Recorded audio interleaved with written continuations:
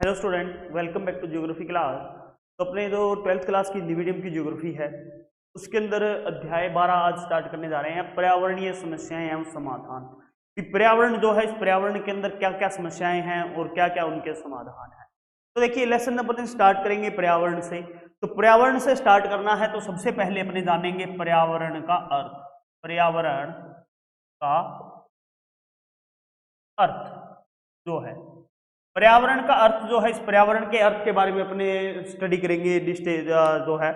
देखिए, पर्यावरण अगर शब्द की बात करें तो पर्यावरण शब्द का जो निर्माण है वो दो शब्दों से हुआ है। दो शब्द जो है वो परि प्लस आवरण जो है, इन दो शब्दों से मिलकर, परि प्लस आवरण जो है इन दो शब्दों से मिलकर हुआ है। इसका जो शाब्दिक अर्थ होता है, यानी इन दोनों का जो शाब्दिक अर्थ है, शाब्दिक अर्थ, शाब्दिक अर्थ होता है बाहरी आवरण। बाहरी आवरण यानी पर्यावरण जो है, परि प्लस आवरण का शाब्दिक अर्थ हो गया बाहरी आवरण, तो वो पर्यावरण होता है। पर्यावरण कैसे? हमारे चारों ओर जो प्राकृतिक, भौतिक व सामाजिक आवरण होता है, वही आवरण जो है वास्तविक अर्थों में पर्यावरण कहलाता है। पर्यावरण जो है, इस शब्द को अपने इंग्लिश के अंदर अपने एनवायरमेंट जो है वो इसे कह सकते हैं। इसके अलावा इसको अंदर अपने कह सकते हैं जिस जीव जिस वातावरण या परिस्थितियों में रहता है, जिस पर्यावरण या परिस्थितियों में रहता है उसे उसका पर्यावरण कहते हैं। यानी कोई जीव है, वो जीव, कोई भी जीव अपने जिस किसी वातावरण व परिस्थितियों में रहता है, वो उसका पर्यावरण कहलाता है। यानी उसकी कुछ परिस्थितियां होंगी, वातावरण होगी, उसकी कुछ परिस्थितियां होंगी, वही उसका पर्यावरण होगा। पर्यावरण जो होता है, इस पर्यावरण में जो जीव हैं, उन जीवों के जो जीवन यापन हेतु मूलभूत सुविधाएं हैं, वो सारी सुविधाएं उपलब्ध रहती है। तो ये पर्यावरण होता है। पर्यावरण के लिए कुछ परिभाषाएं भी अपने जो है वो दी गई है इसके अंतर्गत अपने लेसन में। परिभाषाओं की अगर बात करें तो परिभाषाओं में सबसे पहले जो परिभाषा आती है वो आती है सीसी पाई के अनुसार। सीसी पाई के अनुसार, सीसी जो पाई है, ये सीसी पाई जो है ये पर्यावरण के लिए क्या परिभाषा देते हैं वो सबसे पहले आएगी। तो सीसी पाई जो है ये अपनी जो परिभाषा रखते हैं, उस परिभाषा में अपनी जो बात कहते हैं वो ये कहते हैं भी मनुष्य जो है वो एक विशेष स्थान पर और विशेष समय पर, क्या कहते हैं, ये कहते हैं भी मनुष्य जो है वो क्या करेगा, एक उसका विशेष स्थान होगा, विशेष स्थान व एक विशेष समय होगा। ठीक है, एक विशेष समय और विशेष स्थान जो है मनुष्य का वो होगा। उस विशेष स्थान पर और विशेष समय के अंतर्गत जिन संपूर्ण परिस्थितियों से, यानी इसमें इन्होंने क्या क्या कहा भी जो भी सभी परिस्थितियां होंगी, परिस्थितियां जितनी भी संपूर्ण परिस्थितियां हैं, सभी परिस्थितियां जो है वो परिस्थितियों से घिरा हुआ है, तो वो उसका क्या कहलाएगा, पर्यावरण कहलाएगा। तो वो उसका पर्यावरण कहलाता है। ये परिभाषा किसने दी? ये परिभाषा दी सीसी पाई ने। सीसी पाई के बाद में नेक्स्ट जो परिभाषा आती है वो आती है बोरिंग के अनुसार। बोरिंग के अनुसार, अब बोरिंग जो है ये अपनी परिभाषा में क्या कहते हैं, ये कहते हैं भी एक व्यक्ति जो है उस व्यक्ति के पर्यावरण में वह सब कुछ सम्मिलित होता है जो उसके जन्म से मृत्यु पर्यंत तक होता है। यानी इन्होंने कहा भी जन्म से लेके मृत्यु पर्यंत तक जो कुछ भी है वो उसके पर्यावरण में शामिल है, वो सारी परिस्थितियां उसके पर्यावरण में शामिल है जो उसके मृत्यु पर्यंत तक प्रभावित करती रहती हैं। तो ये परिभाषाएं जो है वो दी गई हैं पर्यावरण के संबंध में। और पर्यावरण जो है वो किसी न किसी रूप में मनुष्य जो जाति है या मनुष्य जो जीवन है, इस मनुष्य जीवन को अपने प्रभावित करता रहता है। पर्यावरण के अंदर देखिए पिछले जो वर्ष हैं उन वर्षों के अंदर काफी अपने बदलाव आया है। पर्यावरण के अंदर कुछ समस्याएं जो हैं वो भी अपने आ चुकी हैं। तो वो समस्याएं अब क्या आई हैं, उन समस्याओं के बारे में पढ़ेंगे। तो अपने नेक्स्ट इसमें जो पॉइंट आता है वो आता है पर्यावरणीय समस्याएं। तो पर्यावरण का अर्थ तो अपनी कंप्लीट हो गया। नेक्स्ट आगे जो आती है वो आती है पर्यावरणीय समस्याएं।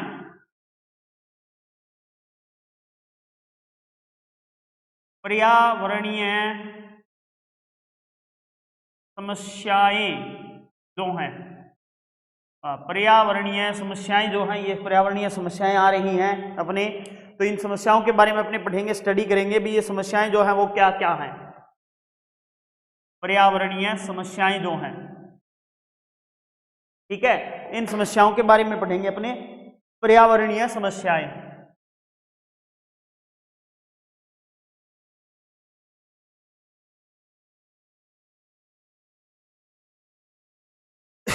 तो देखिए पर्यावरणीय जो समस्याएं हैं इनकी अगर बात की जाए, भाई ये जो पर्यावरणीय समस्याएं हैं, इन पर्यावरणीय समस्याओं में क्या हुआ या कैसे हुई, तो मानव जो है उस मानव की जो सृष्टि है, मानव की जो सृष्टि है,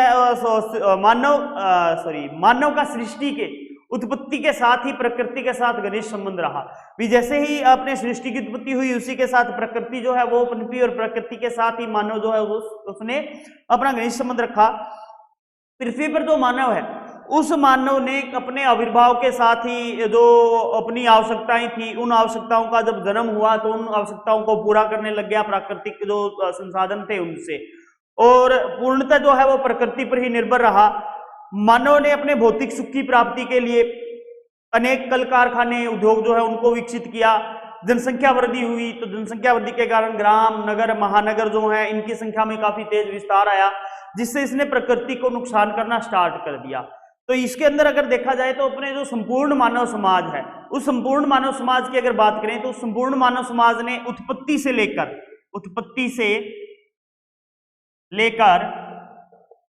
1950 तक जितनी प्रकृति का उपयोग किया उतना तो अकेला ही संयुक्त राज्य अमेरिका जो है उसने 1950 से लेकर 2000 तक कर लिया था। 2000 तक कर लिया था संयुक्त राज्य अमेरिका ने। तो संयुक्त राज्य अमेरिका ने 50 वर्षों में ही उतना कर लिया जितना कि संपूर्ण मानव जाति ने किया। तो इस प्रकार से अपने देख सकते हैं अभी मानव ने प्रकृति के साथ किस प्रकार से अपने जो है असंतुलन किया है या जो प्रक्रियाएं हैं वो की हैं। अब मानव की प्रकृति के मध्य असंतुलन बढ़ने से अब क्या होता है, आए दिन प्राकृतिक प्रकोप पड़ते हैं, भूकंप आता है, ज्वालामुखी, अतिवृष्टि, अनावृष्टि, सूखा जैसी जो आपदाएं हैं वो बढ़ रही हैं और उनके कारण जो है लगातार प्रभाव पड़ता जा रहा है। तो इस प्रकार से ये पर्यावरणीय जो समस्याएं हैं वो आज के समय में अपने सामने आ रही हैं वर्तमान समय में। इसके बाद नेक्स्ट अपने पॉइंट जो आता है इसमें वो आता है पर्यावरणीय प्रदूषण। पर्यावरणीय प्रदूषण क्या होता है, तो इन समस्याओं के साथ ही प्रदूषण जो है उसका प्रादुर्भाव भी हो गया, प्रदूषण जो है वो भी बढ़ने लग गया। तो अपने आएगा पर्यावरणीय प्रदूषण। पर्यावरणीय प्रदूषण,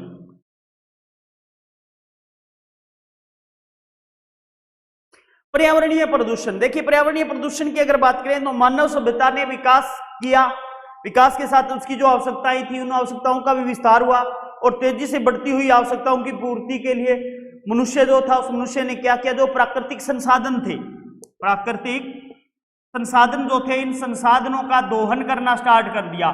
प्राकृतिक संसाधनों का दोहन जो है बहुत ज्यादा मात्रा के अंदर उसने करना स्टार्ट कर दिया।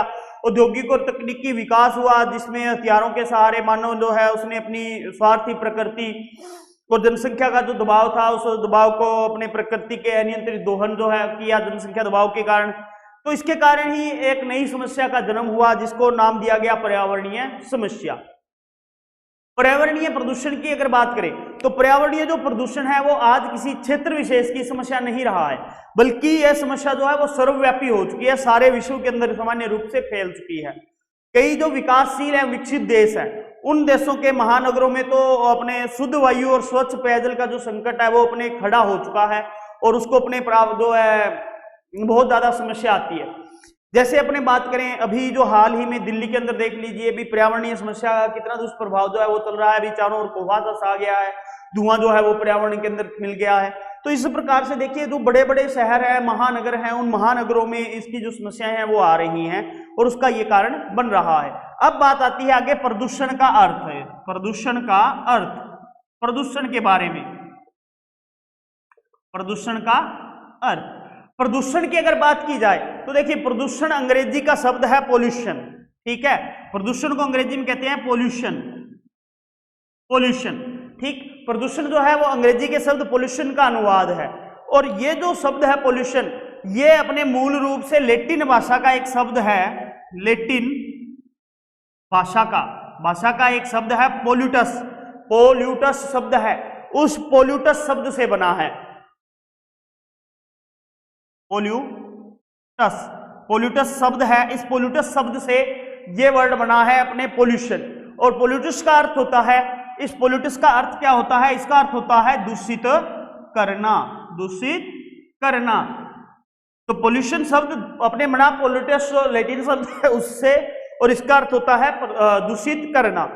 अब देखिए दूषित करने की बात आ रही है तो इसकी कुछ आगे आती है परिभाषाएं। ये तो हो गया अर्थ इसका। अब प्रदूषण की है आगे परिभाषाएं। भी परिभाषाएं इसकी क्या है? प्रदूषण की, प्रदूषण की परिभाषाएं अगर बात करें, परिभाषाएं तो परिभाषाओं की अगर बात की जाए तो परिभाषाओं में देखिए अपने पहली जो परिभाषा आती है वो आती है ईपीओडम की।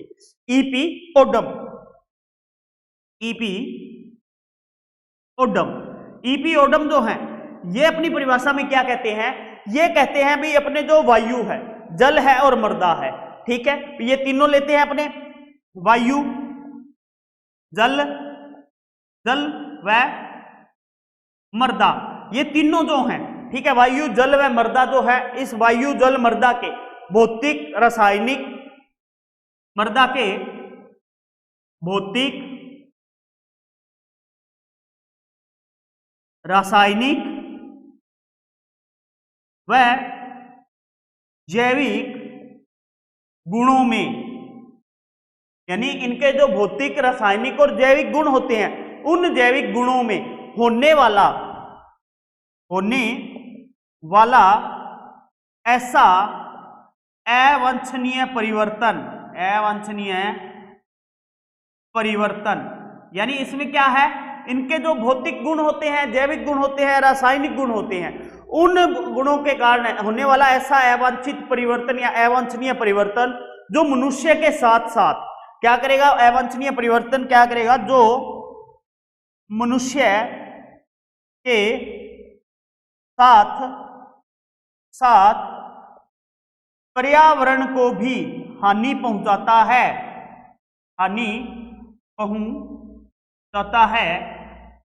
प्रदूषण कहलाता है। यानी ये क्या करता है? मनुष्य का जो साथ संपूर्ण मनुष्य के साथ साथ ही संपूर्ण जो परिवेश है, उस संपूर्ण परिवेश में प्राकृतिक और सांस्कृतिक जो तत्व है उन तत्वों को हानि पहुंचाता है, तो वो अपने प्रदूषण कहलाता है। ये परिभाषा कौन कह देते हैं? ये देते हैं ईपीओडम ये परिभाषा देते हैं। इसके अलावा एक परिभाषा जो है वो आती है अमेरिका की, अपने है राष्ट्रीय विज्ञान अकादमी, अमेरिका की है राष्ट्रीय विज्ञान अकादमी, अमेरिका की राष्ट्रीय विज्ञान अकादमी के अनुसार ये जो है अब अमेरिका की राष्ट्रीय विज्ञान अकादमी है, इसके अनुसार प्रदूषण क्या है? तो ये कहते हैं भाई वायु, जल और पृथ्वी जो है उसके भौतिक, रासायनिक और जैविक जो गुण हैं उन जैविक गुणों में अवांछनीय परिवर्तन जिससे मनुष्य, अन्य जीवों और प्राकृतिक संसाधनों की क्षति हो, उसको ही प्रदूषण कहा जाता है।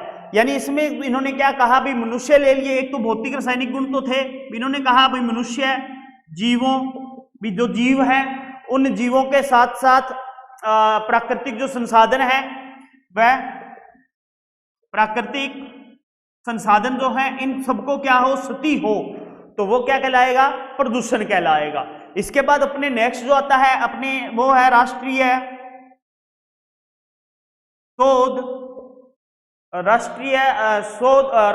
प्रदूषण शोध समिति, राष्ट्रीय प्रदूषण शोध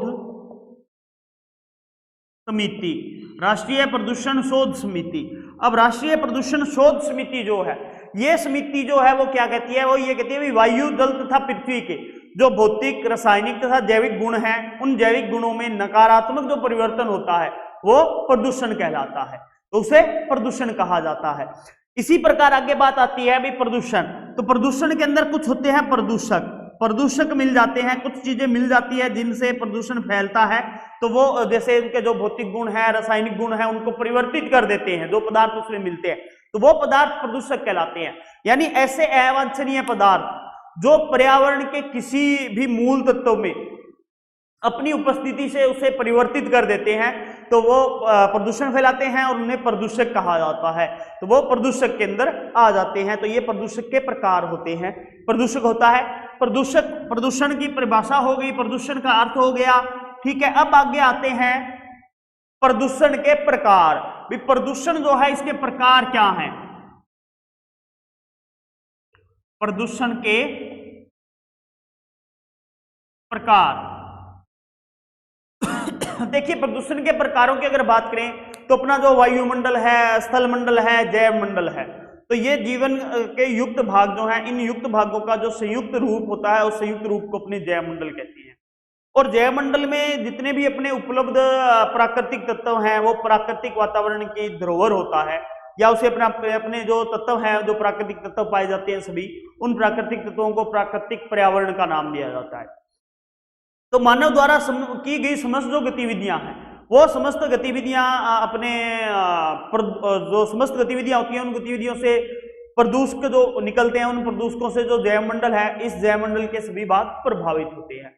अब प्रदूषक जो हैं, उन प्रदूषकों की प्रकृति के आधार पर अपने जो प्रदूषण है इसके विभिन्न प्रकार हो सकते हैं प्रदूषकों की प्रकृति के अनुसार। तो उनको अगर देखें अपने प्रदूषण के प्रकार में, तो पहला जो प्रदूषण आता है वो आता है वायु प्रदूषण। पहला जो प्रदूषण आता है वो है वायु प्रदूषण।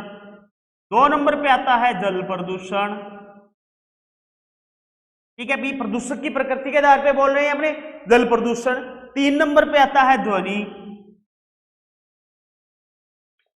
प्रदूषण। 4 है मृदा प्रदूषण, ठीक है। ध्वनि प्रदूषण आ गया, मृदा प्रदूषण आ गया। 5 नंबर पे जैसे अपने आ गया वाहन प्रदूषण, वाहन प्रदूषण, ठीक है। इस प्रकार से जो इसके प्रकार आगे चलते हैं, जैसे विकिरणीय प्रदूषण है, तापीय प्रदूषण है, औद्योगिक प्रदूषण है, कूड़े कचरे से प्रदूषण है, समुद्री प्रदूषण है, घरेलू अपशिष्ट से अपने निकलने वाला या घरेलू अपशिष्ट के कारण प्रदूषण जो फैलता है, वो अन्य कारणों से जो प्रदूषण फैलता है वो। तो ये जो प्रदूषण है, ये जो प्रकार चलते हैं प्रदूषण के, ये सारे प्रकार चलते हैं प्रदूषकों की प्रकृति के आधार पर, और उन प्रकृति के आधार पर प्रदूषण के अलग अलग जो प्रकार है वो माने गए हैं। अब प्रदूषण के जो ये प्रकार हैं, इन प्रदूषण के प्रकारों का अलग से अध्ययन करेंगे, तो जिसमें अपने पहले जो अध्ययन किया जाएगा वो आएगा वायु प्रदूषण।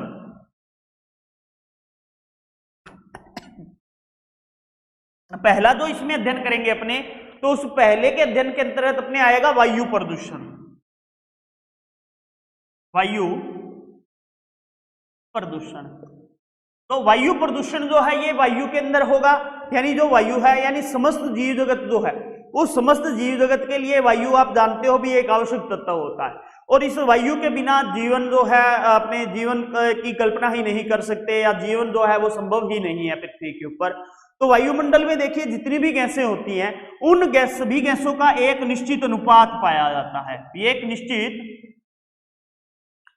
अनुपात में होती हैं, निश्चित अनुपात में होती है, सभी गैसें पाई जाती हैं जो वायुमंडल में, उनका निश्चित अपने अनुपात होता है।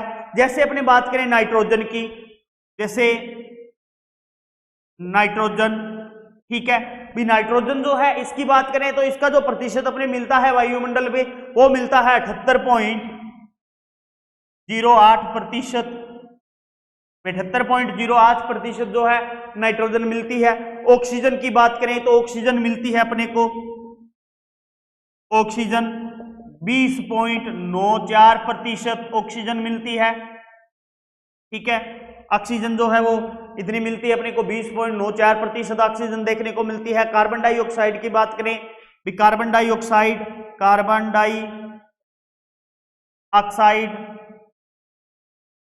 डाइऑक्साइड की बात की जाए तो ये मिलती है 0.03%, ठीक है। 0.03% जो है वो अपने कार्बन डाइऑक्साइड जो है वो 0.03% जो है वो देखने को मिलती है। इसके अलावा अन्य जो मिलती हैं गैसें, अन्य की बात करें तो 0.02% देखने को मिलती है। तो इस प्रकार से इनका क्या है, एक निश्चित अनुपात होता है और निश्चित अनुपात से ही ये वायुमंडल के अंदर विद्यमान रहती है। अगर इस निश्चित अनुपात में, यानी ये जो निश्चित अनुपात है, इस निश्चित अनुपात में थोड़ा बहुत भी परिवर्तन हो जाता है तो वो थोड़ा बहुत परिवर्तन जो है, उस थोड़े बहुत परिवर्तन से अपने जो पर्यावरण के जो जीवन है उस जीवन पर या जीव जगत जो है उस जीव जगत पर काफी प्रभाव पड़ता है, परोक्ष या अप्रोक्ष जो प्रभाव पड़ते हैं, तो वो वायु प्रदूषण के अंतर्गत आता है। वायु प्रदूषण जो है इसकी अगर बात करें अपने, तो वायु प्रदूषण जो है इसके दो प्रकार होते हैं, यानी दो स्रोत होते हैं वायु प्रदूषण के। वायु प्रदूषण के दो स्रोत माने गए हैं, दो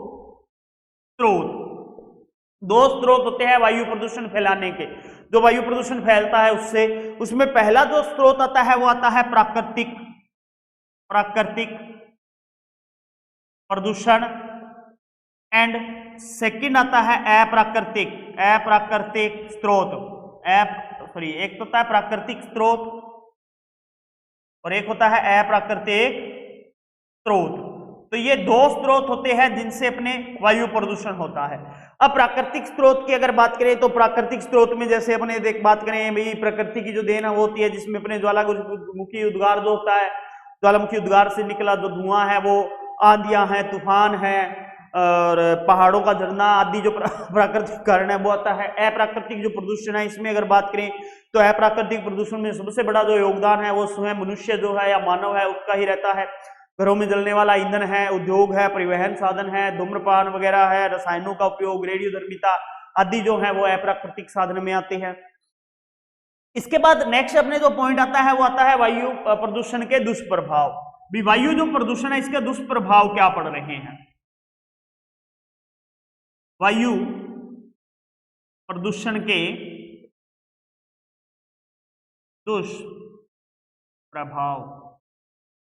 दुष्प्रभाव जो है वायु प्रदूषण के क्या पड़ रहे हैं। वायु प्रदूषण के दुष्प्रभाव जो है उनकी अगर बात की जाए तो देखिए दुष्प्रभाव क्या पड़ता है। एक तो इसका दुष्प्रभाव पड़ता है मानव स्वास्थ्य पर प्रतिकूल प्रभाव पड़ता है। मानव जो स्वास्थ्य है, इस मानव स्वास्थ्य पर प्रतिकूल प्रभाव पड़ेगा वायु प्रदूषण के कारण। इसके अलावा वनस्पति पर प्रतिकूल प्रभाव पड़ेगा। भी वनस्पति जो है, इस वनस्पति पर भी वायु प्रदूषण से पड़ता है। जीव जंतु है, कीट जो है उनका अस्तित्व खतरे में चला जाता है। तीसरा जो है अपने जलवायु व वायुमंडलीय जो दशाएं हैं, जलवायु व वायुमंडलीय दशाओं पर प्रतिकूल प्रभाव। ठीक है, भी जलवायु हुई या अपने वायुमंडलीय दशाएं हुई, उनके ऊपर भी प्रतिकूल जो प्रभाव है वो पड़ता है, जिसमें अपने जलवायु परिवर्तन है, ओजोन परत में क्षरण, ग्रीन हाउस प्रभाव, मौसम पर प्रभाव जो है वो देखने को मिलता है। इसके अलावा महानगर व नगरों